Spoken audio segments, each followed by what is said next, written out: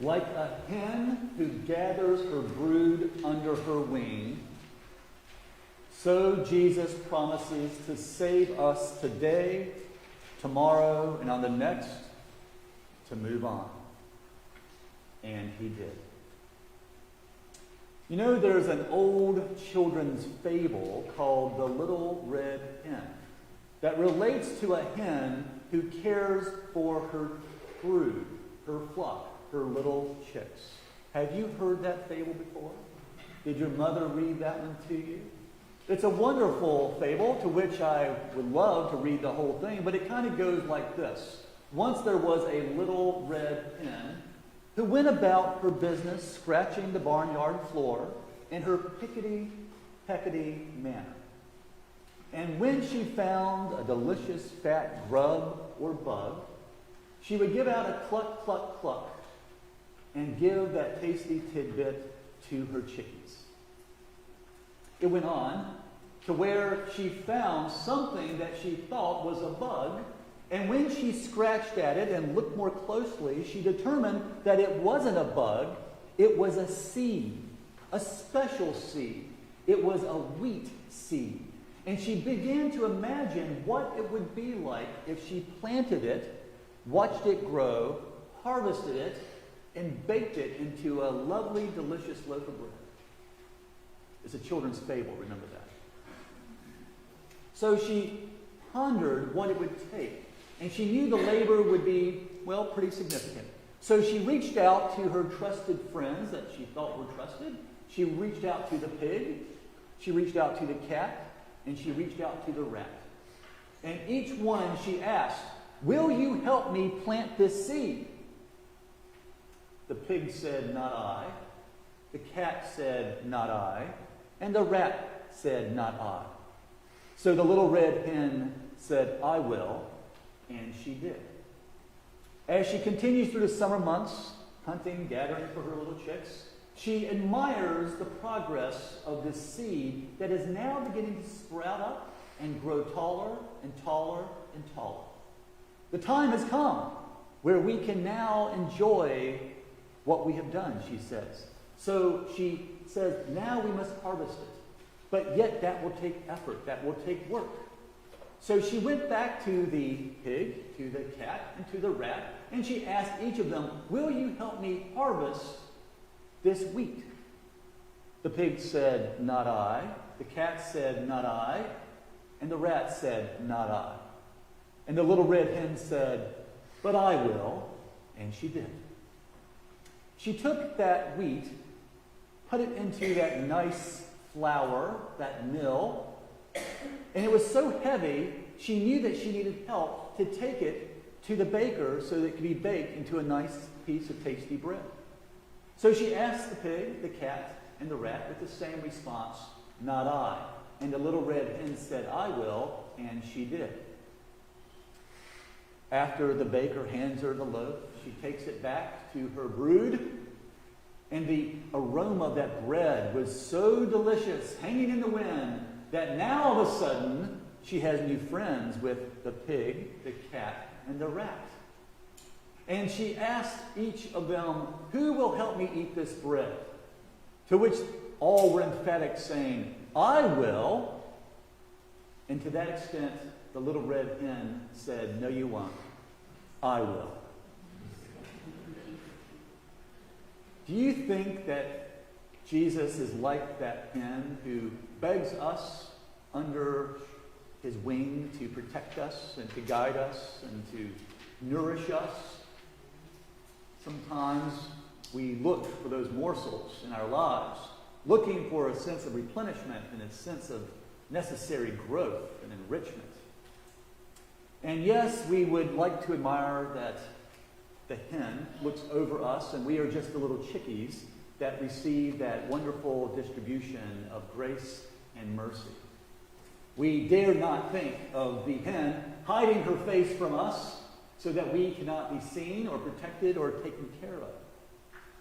And yet, here we are today with Jesus teaching his disciples that he has called each of them to share the effort of growing and harvesting and making something really, really special.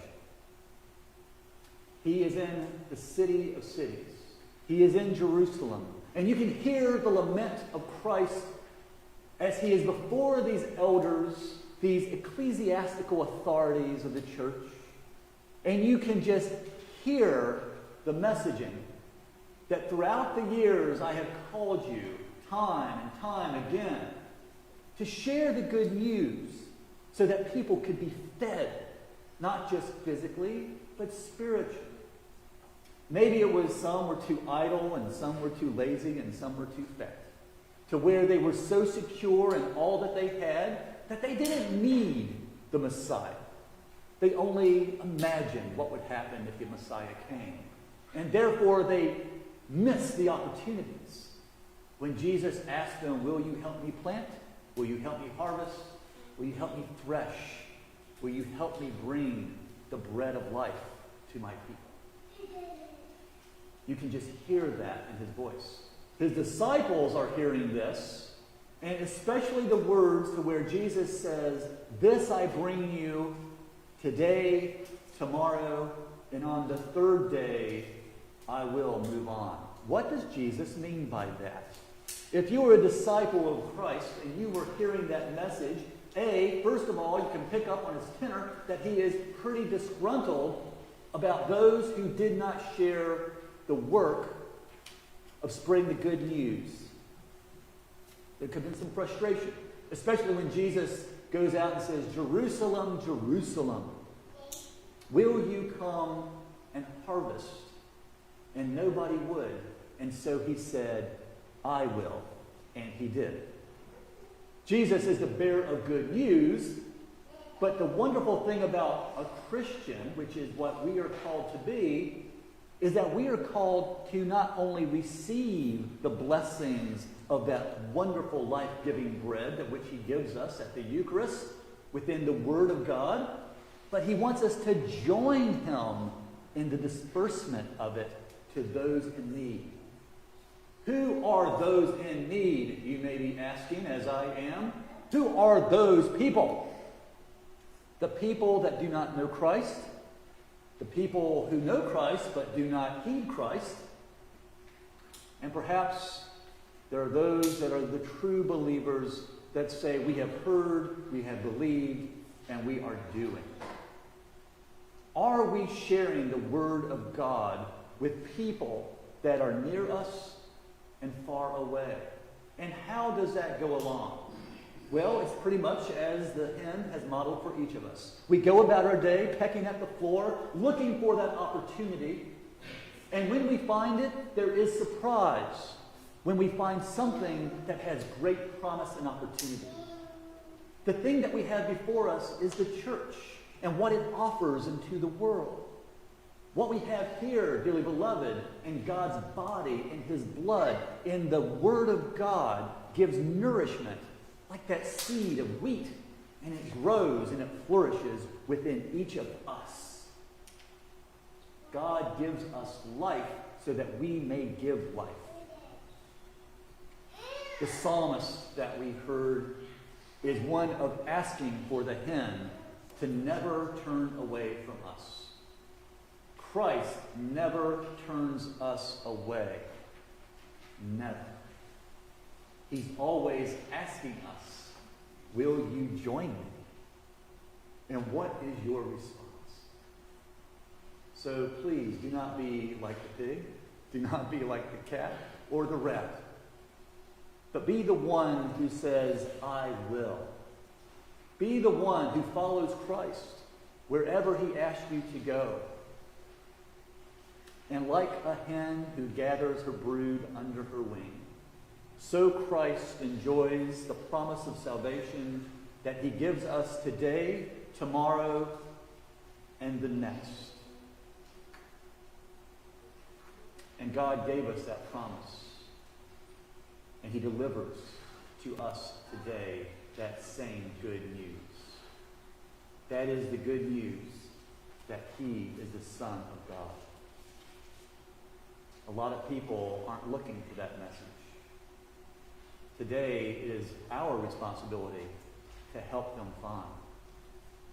Just as Jesus promised us, as he continues today, tomorrow, and the next. And as he came back for us. And he did. In the name of the Father, the Son, and the Holy Spirit.